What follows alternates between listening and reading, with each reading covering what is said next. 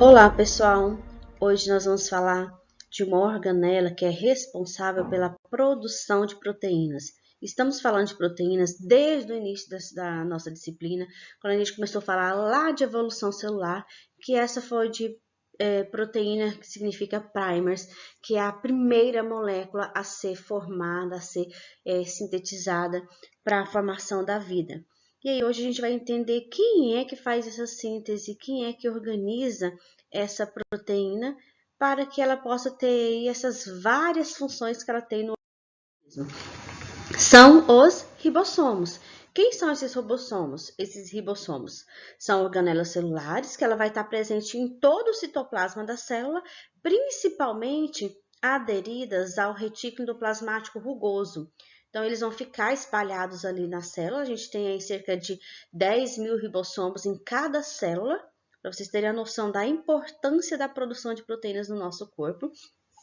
E tem um fato bem interessante, que esses ribossomos, eles só são funcionais, tá vendo que ele é constituído aqui de duas partes? Ele só é funcional quando essa subunidade 1 e essa subunidade 2, elas estão aderidas. E aí elas vão fazer a construção da proteína, porque o maquinário de cada uma delas, eles se interligam. Eles fazem a leitura do RNA mensageiro, preparam ali a proteína, fazem a síntese dela, né? Vão fazer a fixação de cada elemento químico ali para formar essa proteína, junto ali os nucleotídeos para formar essa proteína. E você tem aí, depois que terminou de executar essa função, eles se separam. Quando eles se separam, eles não são funcionais. Qual que é a principal função de um ribossomo? Atuar na síntese de proteínas. E aí eles vão fazer, essas proteínas vão ter várias funções aí no processo interno da célula. A gente tem função como transporte de organelas, comunicação celular, sinalização, identificação, né, de mecanismos, a parte de produção de enzimas. Nós temos também a função de energética, porque se não tiver glicose, se você não tem o ácido graxo, você vai utilizar a proteína como forma de energia. Ela ajuda nos sinalizadores, né, nas correntes hormonais, a levar a informação ao local adequado. Então, você tem aí uma série de funções, além de transporte para dentro e fora da célula. Lembra que os canais de proteínas estão aderidos à membrana plasmática e são por esses canais de proteínas é que vão passar essa água, esses elementos para dentro e fora da célula. Então, a gente precisa aí de uma grande quantidade de proteínas para o nosso desenvolvimento. E aí, a gente vai ter milhares de ribossomos em cada uma das nossas células. Os ribossomos, eles vão usar a fita do RNA mensageiro. Essa fita aqui do RNA mensageiro, ela é uma cópia do DNA. Ela vem carregada pelo RNA transportador lá de dentro do núcleo. Ele vai passar pelo poro nuclear e vai chegar até os ribossomos. Aqui nos ribossomos, ela vai ser feita dentro desses tubos que a gente chama de sítio A e sítio B. Esses sítios, eles vão fazer a leitura da informação que vem nesse RNA mensageiro, e aí essas tubulações, elas vão organizar essa molécula de proteína. E aí você vai usar aqui os aminoácidos, né, que são transportados pelo RNA transportador. Aí você movimenta essa fita encaixando de 3 em 3 bases nitrogenadas, até você encontrar um códon de parada. Tá, o que você está falando, Elitânia, de base nitrogenada, de códon de parada? A gente vai entrar no núcleo e vocês vão entender cada um desses itens. Mas esse códon de parada é uma codificação que tem no RNA mensageiro, que é aonde inicia. Aqui eu tenho aonde inicia e aonde termina a minha proteína. As fitas proteicas complementares são sintetizadas, são produzidas também as enzimas aqui dentro desse ribossomo. As proteínas vão permanecer dentro da célula para uso interno e as enzimas serão direcionada para os seus locais adequados. Elas vão ali para dentro do retículo endoplasmático e elas vão ser enroladas, a gente fala que elas vão ser envelopadas por uma membrana que a gente chama de vesícula. E aí elas são empacotadas, enviadas para o complexo de Golgi dispara. Lembra que o complexo de Golgi funciona como se fosse um correio? E aí ele pega tudo que está envelopado e dispara para dentro da célula e para os seus locais adequados. E aí eu tenho um videozinho aqui que tenta mostrar como ocorre essa síntese de proteínas. Vamos prestar atenção um pouquinho?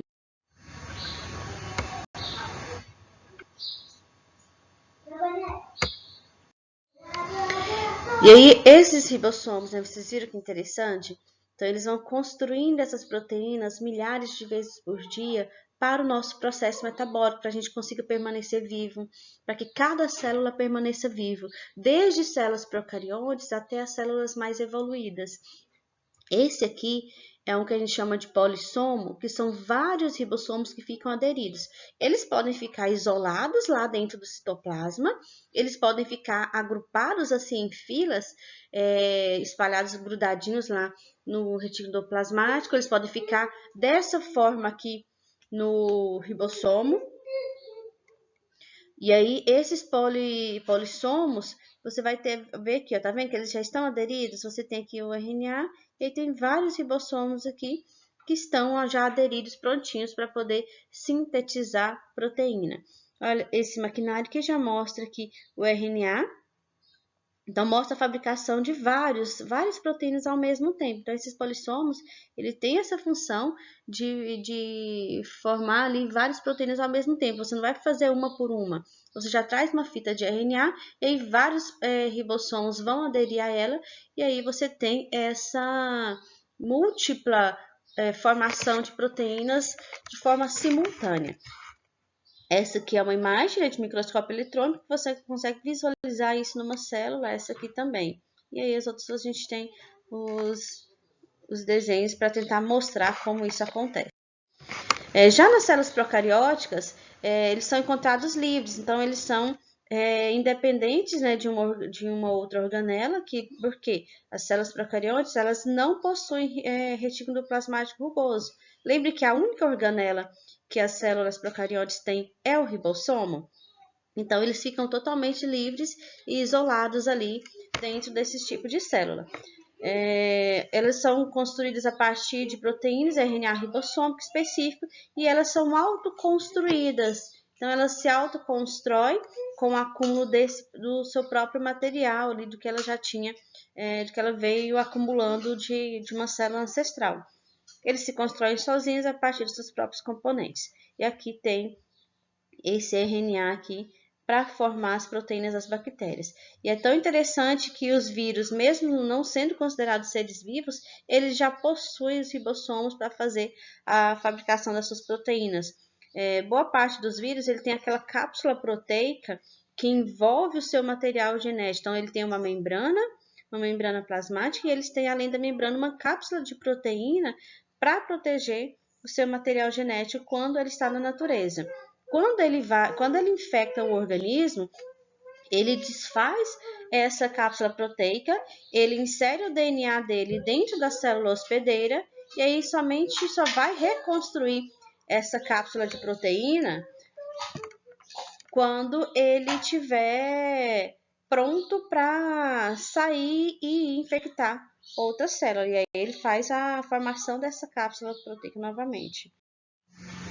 Vale lembrar que os ribossomos ele não contém uma membrana, ele é diferente das outras organelas. Todas as outras organelas, você lembra que tem uma membrana que envolve hipoproteica? Aqui eu já não tenho. Eu já não tenho essa membrana e de proteção individual. Então, ele já é o próprio maquinário que vai fazer essa síntese de proteína. E pode haver cerca de 10.000 ribossomos em cada célula para poder manter o nosso processo metabólico funcional.